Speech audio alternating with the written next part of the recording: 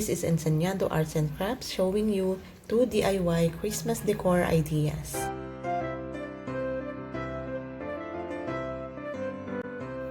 We will be using dried twigs, flower vase, socks, Christmas balls, garland. Okay, let's start.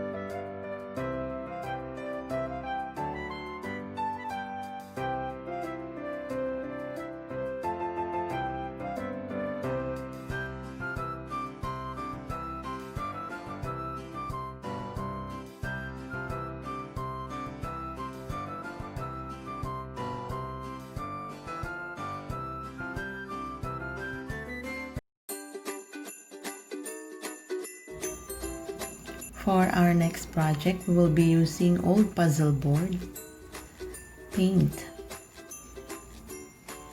old Christmas hangings, gift wrapper, hot glue,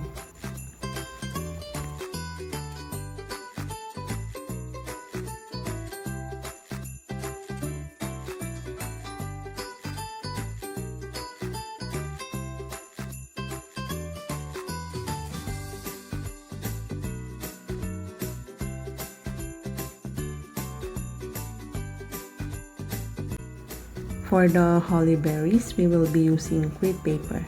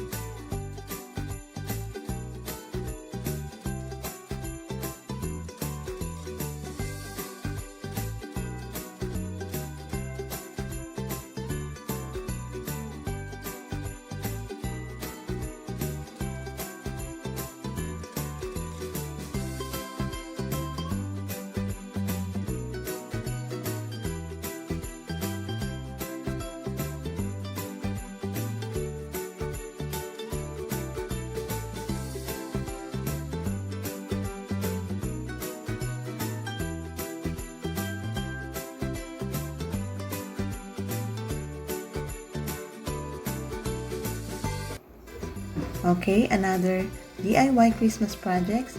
Be thankful, be grateful. Happy holidays!